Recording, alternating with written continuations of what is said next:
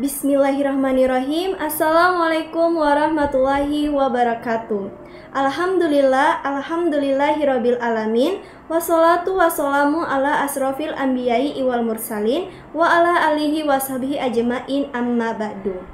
Baik, sebelumnya perkenalkan nama saya Irgi Indaviantari dengan nomor NIM 4114240034. Saya dari Program Studi Pendidikan Matematika kelas C. Pada kesempatan kali ini saya akan mempresentasikan materi tentang agama Islam yang berjudul Membangun Persatuan dalam Keberagaman Budaya yang Dinamis, Fikih Ikhtilaf, Cinta Tanah Air, Kearifan Lokal, dan Bahaya Radikalisme.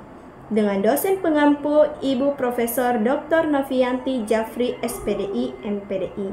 Baik, pada poin pertama di sini saya akan membahas mengenai pengertian persatuan dan keberagaman. Persatuan menurut Kamus Besar Bahasa Indonesia edisi keempat, persatuan adalah gabungan atau kataan kumpulan dan sebagainya, beberapa bagian yang sudah bersatu dan perserikatan serikat. Selanjutnya, keberagaman adalah suatu kondisi yang terdapat bermacam-macam perbedaan yang dimiliki oleh setiap individu di tengah kehidupan bermasyarakat.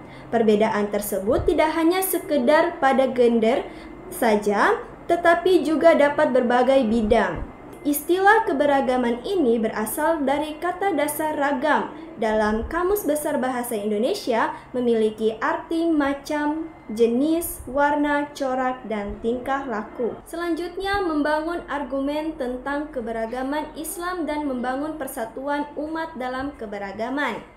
Adapun pandangan para imam mazhab menunjukkan tiga hal. Yang pertama, umat Islam harus bersikap kritis, yakni menjadikan Al-Quran dan As-Sunnah Nabi sebagai referensi utama dalam beragama.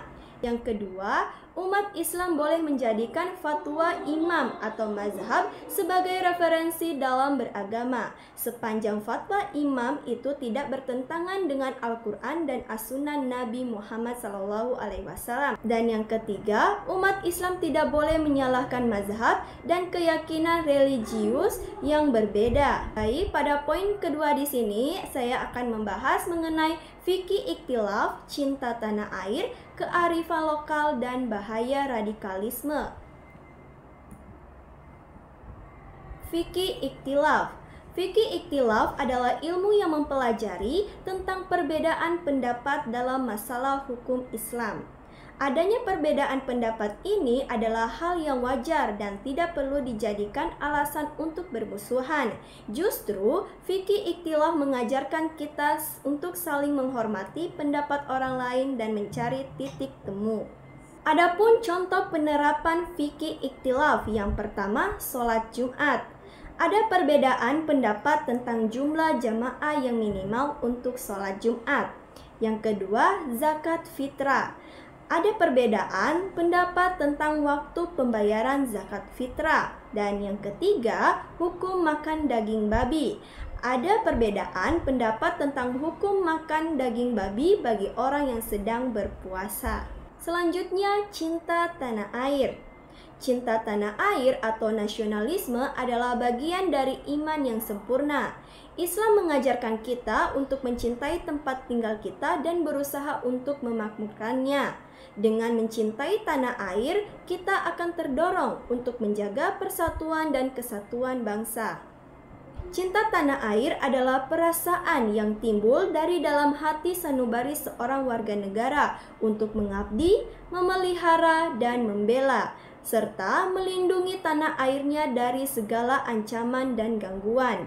Definisi lain mengatakan bahwa rasa cinta tanah air adalah rasa kebangsaan, rasa memiliki, rasa menghargai, rasa menghormati, dan loyalitas yang dimiliki oleh setiap individu pada negara tempat ia tinggal, yang tercermin dari perilaku membela tanah airnya, menjaga dan melindungi tanah airnya, rela berkorban demi kepentingan bangsa dan negaranya, mencintai adat atau budaya yang ada di negaranya dengan melestarikan alam dan lingkungan. Menanamkan rasa cinta tanah air. Sikap cinta tanah air harus ditanamkan kepada anak sejak usia dini agar menjadi manusia yang dapat menghargai bangsa dan negaranya. Misalnya dengan upacara sederhana setiap hari Senin dengan menghormati bendera merah putih, menyanyikan lagu kebangsaan Indonesia Raya, dan mengucapkan Pancasila. Pentingnya sebuah lagu kebangsaan dan itu menjadi sebagai identitas dari negara tersebut agar dapat mengingatkan kembali betapa pentingnya cinta terhadap negara. Selain itu, kita juga dapat menanamkan rasa cinta tanah air dengan memperingati Hari Besar Nasional dengan kegiatan lomba atau pentas budaya, mengenalkan aneka kebudayaan bangsa secara sederhana dengan menunjukkan miniatur catur dan menceritakannya, menggambar rumah dan pakaian adat, mengenakan pakaian adat pada Hari Kartini, serta mengunjungi museum terdekat, mengenal para pahlawan melalui bercerita dan bermain perang.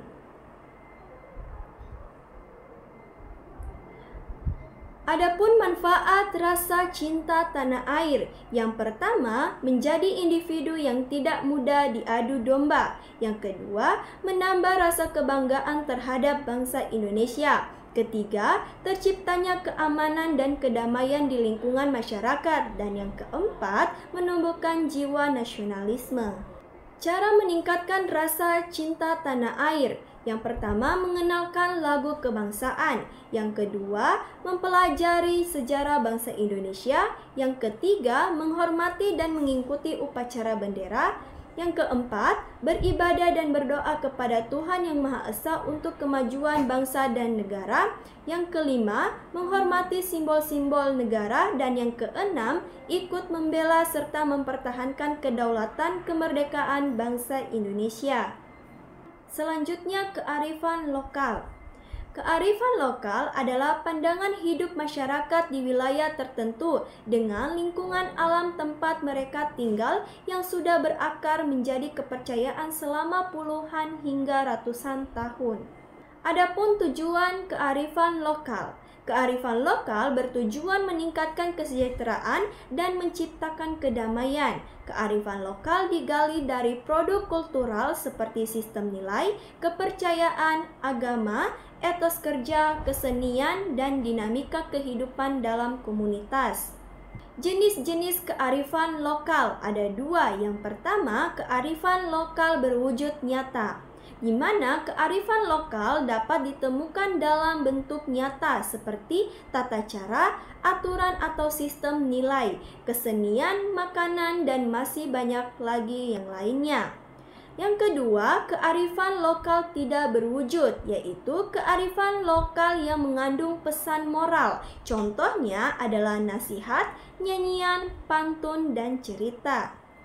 Radikalisme. Adapun pengertian radikalisme yaitu istilah radikalisme berasal dari bahasa Latin yaitu radix yang artinya akar, sumber atau asal mula. Istilah radikal memiliki arti ekstrim, menyeluruh, fanatik, revolusioner, fundamental. Radikalisme adalah doktrin atau praktek yang menganut paham radikal. Radikalisme juga diartikan sebagai suatu pandangan, paham, dan gerakan yang menolak secara menyeluruh terhadap tatanan, tertib sosial, dan paham politik yang ada dengan cara perubahan atau perombakan secara besar-besaran melalui jalan kekerasan. Radikalisme merupakan gejala umum yang bisa terjadi dalam suatu masyarakat dengan motif beragam, baik sosial, politik, budaya, maupun agama yang ditandai oleh tindakan-tindakan keras, ekstrim, dan anarkis sebagai wujud penolakan terhadap gejala yang dihadapi. Radikalisme juga diartikan suatu paham yang dibuat-buat oleh sekelompok orang yang menginginkan perubahan atau pembaharuan sosial dan politik secara drastis dengan menggunakan cara-cara penekanan dan ketegangan yang pada akhirnya mengakibatkan kekerasan. Ada beberapa ciri yang bisa dikenali dari sikap dan paham radikal. Yang pertama, intoleran, yaitu tidak mau menghargai pendapat dan keyakinan orang lain. Yang kedua, fanatik, yaitu selalu merasa benar sendiri menganggap orang lain salah. Yang ketiga, eksklusif atau selalu membela diri dari umat Islam pada umumnya. Dan yang keempat, eksklusif atau selalu membedakan diri dari umat Islam pada umumnya. Itulah presentasi materi yang dapat saya sampaikan. Sebelum saya menutup presentasi ini, saya dapat menyimpulkan bahwa menciptakan persatuan dalam keberagaman adalah keberagaman bersama yang dimiliki oleh bangsa Indonesia yang merupakan puncak tertinggi dari kebudayaan daerah. Kebudayaan nasional sendiri memiliki banyak bentuk karena pada dasarnya berasal dari jenis dan corak yang beraneka ragam. Namun, hal itu bukanlah menjadi masalah karena dengan hal itulah bangsa kita memiliki karakteristik tersendiri untuk memelihara dan menjaga eksistensi keberagaman bangsa kita. Sekian dari saya, lebih dan kurangnya saya mohon maaf. Wabillahi taufiq wal hidayah. Wassalamualaikum warahmatullahi wabarakatuh.